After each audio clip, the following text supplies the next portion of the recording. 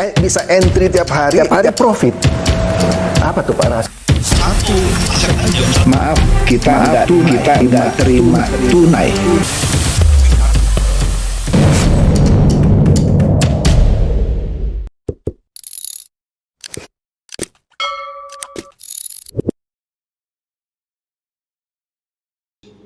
Halo Bapak Ibu, saudara-saudari sekalian, lovers and haters, salam cerdas Indonesiaku. Jumpa lagi kita pada kesempatan kali ini.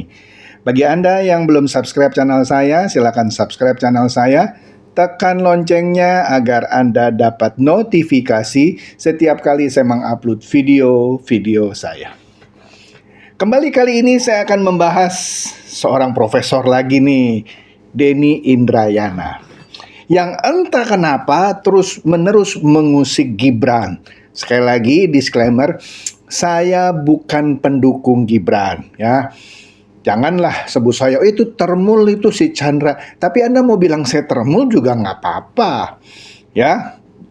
Kan saya sudah bilang, apapun itu ya, kalau memang demikian saya review ya. Contoh lah pendukung Pak Prabowo, siapa itu, Noel ya, yang tertangkap tangan melakukan korupsi, ya saya bahas lah ya.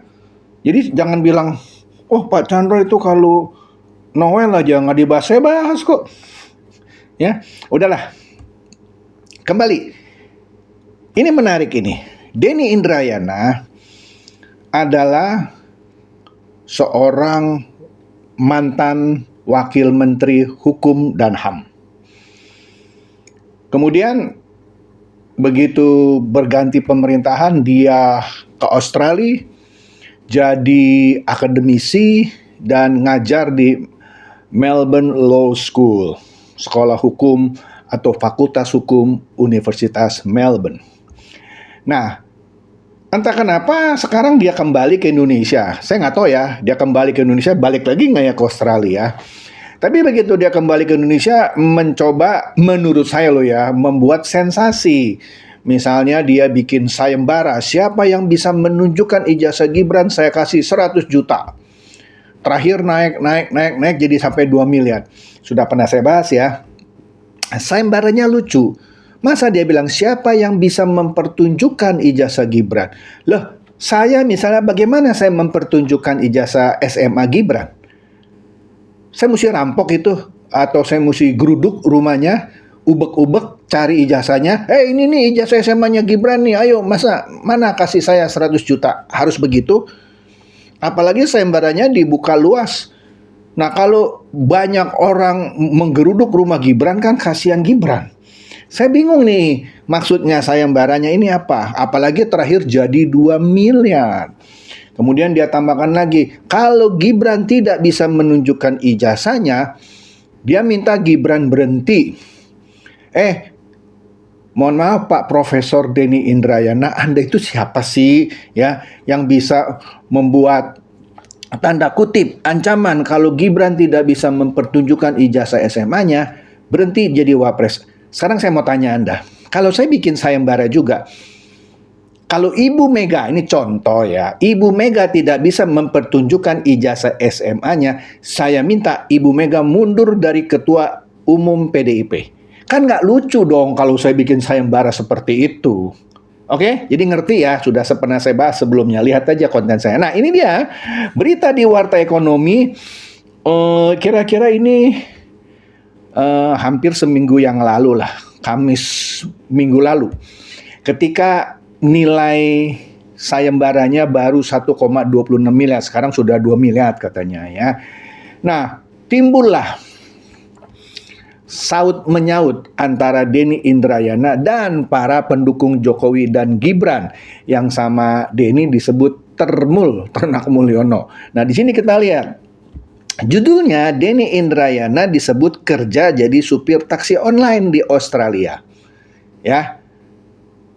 Jadi dia diserang sekarang bahwa dia waktu di Australia juga jadi supir taksi online. Padahal profesor. Kan profesor kalau di Australia gajinya besar ya, kenapa dia harus jadi supir taksi online? Kita lihat benar nggak nih ya, dia pernah narik taksi online. Menarik nih ya. Nah, jadi di sini polemik mengenai keberadaan Denny di Australia kembali menjadi sorotan. Barisan Rekonsiliasi JKW 07 PS 08 mempertanyakan pengakuan Denny yang disebut diangkat menjadi dosen dan guru besar di Australia. Sementara pihak lain menyebutnya bekerja sebagai pengemudi taksi online. Saya kasih pendapat ya, kalau di luar negeri, Australia atau Amerika, dosen yang mengajar di universitas disebut profesor, walaupun ada tingkatannya ya, associate profesor, ya, atau mula-mula asisten profesor, associate profesor, kemudian profesor. Tapi beda dengan di Indonesia, untuk menjadi profesor orang baru dibuat disebut guru besar. Di sana nggak perlu, yang ngajar aja udah disebut profesor. Oke? Nah, ada yang menyebutnya dia bekerja sebagai pengemudi taksi online. Nah, ini menarik nih. Ada orang yang namanya Tommy G dari Barisan Rekonsiliasi JKW 07 PS 08 mengaku meragukan pengakuan tersebut, meragukan pengakuan bahwa dia jadi dosen gitu ya. Ini kata Tommy G nih, ini kata berita juga, ya kan? Ia mempertanyakan kemungkinan Denny bekerja sebagai dosen sekaligus menjadi pengemudi taksi online di Australia. Jadi dia meragukan pengakuan Denny yang diangkat jadi dosen dan guru besar di Australia. Mereka hanya percaya ia di Australia kerja hanya sebagai supir taksi online. Wah, ribut dan nih ya. Karena jika jadi dosen tidak mungkin pulang ke Indonesia maksudnya ya. Karena gaji dosen di Australia sangat tinggi, dan juga Tommy G bermaksud ya kalau udah jadi dosen gajinya tinggi ngapain jadi supir taksi online gitu.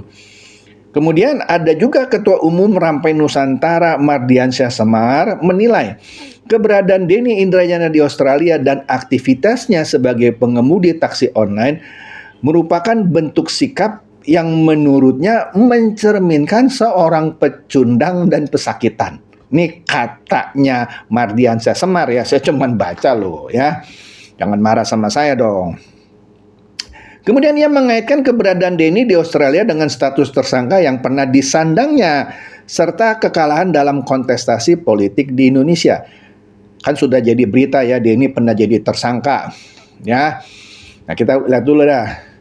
Nah, sekarang dia membuat sayembara kan tadi yang hadiahnya disebut 1,2 miliar lebih, sekarang malah sudah 2 miliar. Jadi dia membuka kesempatan bagi masyarakat untuk menyumbang dana sayembara tersebut supaya lebih besar gitu ya. Nah, jadi intinya ya, mengenai aktivitas Denny di Australia dan kenaikan hadiah sayembara tersebut menjadi bagian polemik yang berkembang di ruang publik terkait dia sebagai mantan Wakil Menteri Hukum dan HAM. Nah, saya iseng nih, saya cek di ChatGPT. Anda bisa cek juga lah di ChatGPT, Gemini, ya dan lain-lain lah ya. Saya tanya, benarkah Denny Indrayana juga sebagai pengemudi taksi online di Australia? Kemudian dijawab. Nah, ChatGPT yang berbasiskan artificial intelligence, dia bekerja berdasarkan sebuah bank data besar. Bank data besarnya apa? Ya sejumlah berita lah yang dia bisa crawl gitu, yang dia bisa cari. Jadi dia bilang, ya, klaim bahwa Denny Indrayana pernah menjadi pengemudi taksi di Melbourne memang punya dasar pemberitaan, tapi perlu diluruskan konteksnya. Nah gitu. Nah ini dia, karena dia cari data-data itu, dia kasih tahu nih pada 22 Januari 2017, Detik News memberitakan bahwa Denny Indrayana yang saat itu merupakan profesor hukum di Australia nyopir di Melbourne. Beritanya menggemparkan bahwa ia bahkan menjemput rombongan Kementerian Pariwisata dari Bandara Melbourne. Yang lebih kuat, laporan Indonesia Expat juga menyebut bahwa ketika berada di Melbourne, Denny memang melakukan pekerjaan pengemudi online maksudnya ya, untuk menambah penghasilan. Ya. Jadi artikel tersebut menyebutnya sebagai taxi driver, bukan sekedar rumor media sosial. Jadi beritanya sah gitu kira-kira ya. Kemudian apakah dia jadi supir Uber atau hanya sebagai taksi online? Kan taksi online banyak, salah satunya Uber. Dijawab, kemungkinan besar iya, tapi istilahnya perlu hati-hati ya. Yang ada pemberitaannya adalah mengemudi taksi atau taksi driver di Melbourne. Sementara pemberitaan 2026 yang sedang viral secara spesifik menyebutnya sebagai supir taksi online atau Uber driver. Nah, jadi tapi dari sumber yang dilacak oleh ChatGPT ini belum ada bukti kuat bahwa Denny secara eksplisit mengatakan saya menjadi pengemudi Uber. Jadi ChatGPT tidak menyebutkan merek dari taksi online-nya, kira-kira begitu ya. Jadi yang menarik, profil profesional Denny saat ini juga menunjukkan aktivitas hukumnya. Ya, dia punya firma hukum lah di Australia. Dia tercatat sebagai pendiri senior partner integrity lawyer di Melbourne dan Sydney selain aktivitas di Jakarta. Jadi, kesimpulannya, Denny Indrayana memang pernah bekerja sebagai pengemudi di Melbourne. Hal tersebut sudah diberitakan media sejak 2017. Jadi, bukan cerita baru muncul karena polemik ijazah Gibran. Tetapi menyebutnya secara spesifik sebagai supir Uber membutuhkan bukti lebih spesifik. Karena kan nggak ada yang memberitakan bahwa dia benar pengemudi Uber, tapi supir taksi online aja gitu ya. Jadi tidak tepat jika kemudian disimpulkan bahwa profesi utamanya di Australia adalah supir taksi, bukan akademisi atau pengacara. Jadi ChatGPT bilang pekerjaannya yang utama ya bukan supir taksi. Jadi nggak tepat kalau dibilang bahwa profesi utamanya adalah supir taksi. Ya. Kesimpulan singkatnya, ya Denny Indrayana memang pernah bekerja sebagai pengemudi di Melbourne. Itu bukan hoax katanya. Tapi belum ada bukti primer yang menunjukkan ia secara eksplisit menyatakan dirinya sebagai pengemudi Uber. Yang terdokumentasi adalah ia nyambi jadi supir atau taksi driver saat menjadi akademisi di Australia. Saya bingung juga ya, kalau sudah jadi akademisi atau profesor ngajar di Fakultas Hukum Melbourne University, tapi masih nyari tambahan penghasilan, ya saya nggak tahu lah ya. Nggak tahu juga lah, pokoknya saya nggak mau masuk ke sana. Jadi kronologinya dari tahun 2016 sampai tahun 2018 katanya 2016 pindah ke Melbourne sebagai akademisi ya, dia menetap di Melbourne menjadi peneliti ngajar di University of Melbourne Fakultas Hukum dari universitas tersebut ya, setelah menyelesaikan masa tugasnya di Indonesia. Kemudian di Januari 2017 ya, ada wawancara yang memicu cerita jadi supir ya, yaitu dalam liputan Detik News di mana Denny menceritakan bahwa ia nyambi mengemudi di Melbourne. Jadi dia sendiri yang mengutarakan bahwa dia nyambi mengemudi di Melbourne, bahkan menjemput tamu Indonesia dari bandara ya. Dia menjelaskan pekerjaan itu sebagai aktivitas sampingan, bukan profesi utama. Oke. Dan di 2018 juga ada berita bahwa dia tetap aktif sebagai profesor hukum. Ya, bisa dilihat dari arsip profil universitasnya dan publikasi yang menunjukkan fokus utamanya tetap mengajar, meneliti hukum tata negara, serta menulis buku dan artikel ilmiah. Tidak ada indikasi ia meninggalkan dunia akademik demi menjadi supir penuh waktu. Menarik nih ya. Nah, pertanyaannya, mengapa seorang profesor menjadi supir?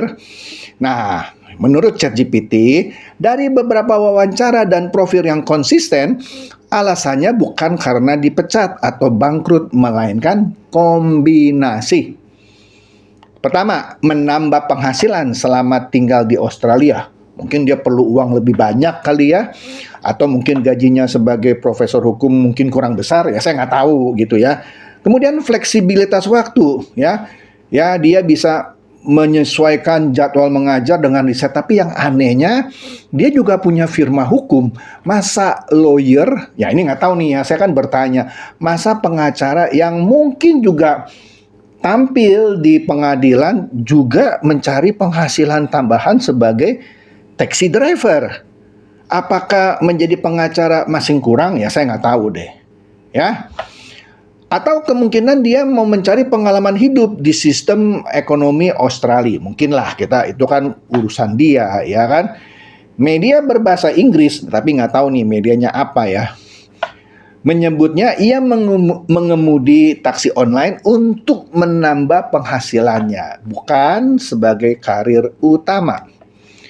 Nah, kemudian kalau ada orang yang bertanya, apakah benar dia narik Uber? Nah, disinilah banyak narasi viral yang berlebihan. Klaim bahwa pernah menjadi supir di Melbourne, betul, terdokumentasi. Kemudian, klaim bahwa mengemudi sebagai pekerjaan sampingan, iya.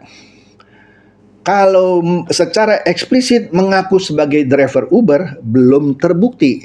Tapi mengemudi taksi online, tapi apa nggak tahu gitu ya. Profesi utamanya supir taksi. Enggak, katanya enggak benar, kata ChatGPT itu tambahan gitu ya.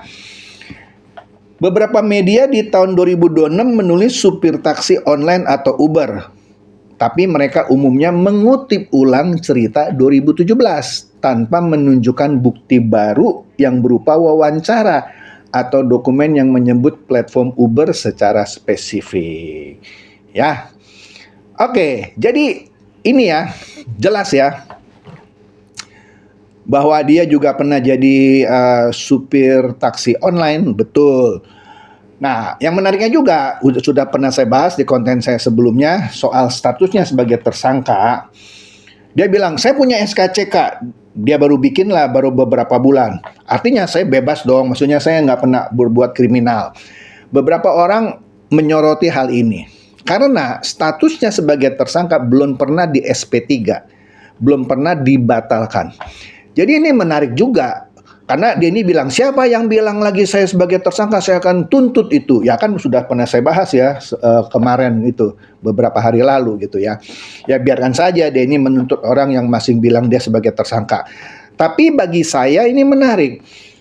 Kalau benar statusnya sebagai tersangka belum dicabut, tapi dia bisa bikin SKCK, maka yang saya kritisi di sini adalah sistem di kepolisian yang menurut saya tidak punya suatu akses ke suatu database yang mana memungkinkan orang, ini kalau benar ya, mendapatkan SKCK tapi statusnya masih tersangka. Itu saya kritisi, kalau status tersangkanya Denny belum dicabut tapi dia bisa buat SKCK. Tapi kalau status tersangkanya sudah dicabut, ada SP3-nya, wajar kalau dia punya surat keterangan berkelakuan baik atau SKCK itu, ya. Tapi pertanyaannya, kapan status tersangkanya sudah dicabut? Apakah dia sudah mengantongi SP3? Nah ini menarik karena netizen bisa menantang. Oke Denny, tunjukkan bahwa kamu sudah dicabut tersangkanya.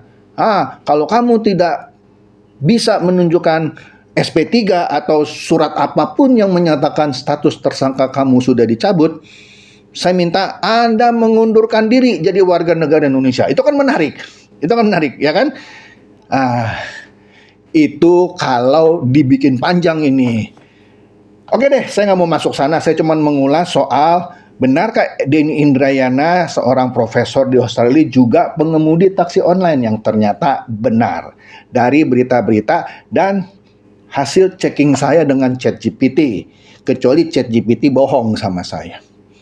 Itu saja dari saya, semoga ini mencerdaskan dan mencerahkan Anda semua. Silakan share video saya ini kepada teman-teman, sahabat, atau kerabat supaya mereka tambah cerdas dan tercerahkan. Seperti biasa, terima kasih.